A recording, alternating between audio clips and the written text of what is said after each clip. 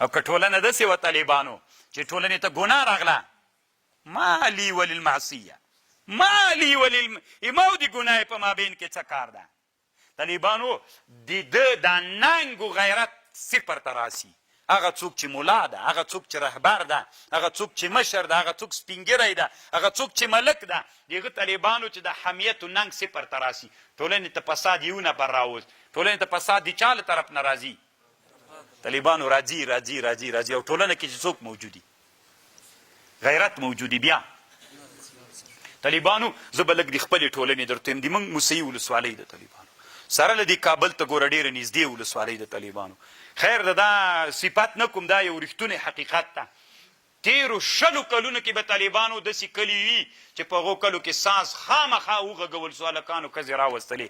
زه طالبانو د الله لوی حمد وایم چې د موږ په ټولنه کې طالبانو یو اسلامي ټولنې هلته شتون درلوده. علما ول مجاهدین ول که داسې پیښه کله سوې ده په همغه صحنه کې مجاهدین راغلي دي، خلک یې وهلي ځپلي دي چې چا ساز راوستلی. ښځې خو بیخي لا نه دي راوستل سوي طالبانو، دا خو بیخي سوې نه ده. لکه ټولنه طالبانو داسې رادعین علما هغې ټولنې ته راوستل سوي دي چې الحمدلله ټولنه په نارواو باندې هلته د افغانستان ډېر جین الحمدلله همداسې دي اکثر طالبانو. دا مې ځکه درته یاد کړم، موږ دلته ډېر نږدې ولو د ډیموکراسۍ لوی مرکز ته، خو بیا هم الحمدلله په 20 کلونو کې داسې پیښه نه ده سوې. دا د الله یو لوی نعمت ته که نه طالبانو ورونو. او د علماو کار هم دا ده، د رهبرانو د ملکانو د مشرانو چې څوک وي چې هغې کې حمیت د اسلام راپورته سي، ننګ د اسلام راپورته سي چې ګناه وي. امام شافعي رحمه الله وي من استغضب ولن یغضب فهو حمار. که چا ته په غوسه کړلې غوسه نه سولې وی دا خر ده.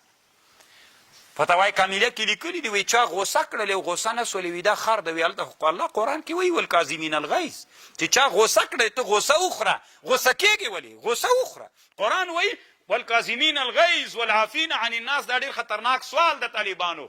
من استغضب ولن یغضب، که چا غوسه کړلې ته غوسه نه سولې وی دا خر ده. امام شافعي صاحب وایي. نو علما وایي د دې دا مطلب ده چې ګناه دې ولیدله، ګناه دې ولیدله او ګناه په تا کې د اسلام ننګ را پیدا نه که چې تا غوسه کې ګناه سړی ویني غوسه کوي که نه، نو ننګ دې چا پکې را پیدا سي؟ د اسلام هغه حمیت و ننګ پکې را پیدا سي. چې ننګ پکې را پیدا سو غوسه سي طالبانو یو دم ډولچي ته طالبانو کش ورکي، دیم په دا سر یو شنګ ورکي هغه ډم ته او ډول هم طالبانو ورمات کی که نه. او که ښه ډول روان یې او ته مقتدا یې، مشر یې، عالم یې، شیخ الحدیث یې، نو ډول لګیا یې هلکان ګډېږي. ته وایې صاحبه داسې څنګ ته مې کښېنوئ څوک مې ونه ویني. دا طالبانو حمار ده. یحمل اسفار کتابونه یې بار کړي دي طالبانو. دا د امام شافعي رحمه الله خبره ده.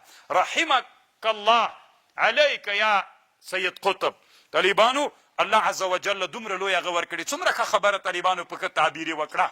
کتاب یې د چا نه ډک ده؟ علوم اجتماعیاتو نه. طالبانو الله مو علما کنو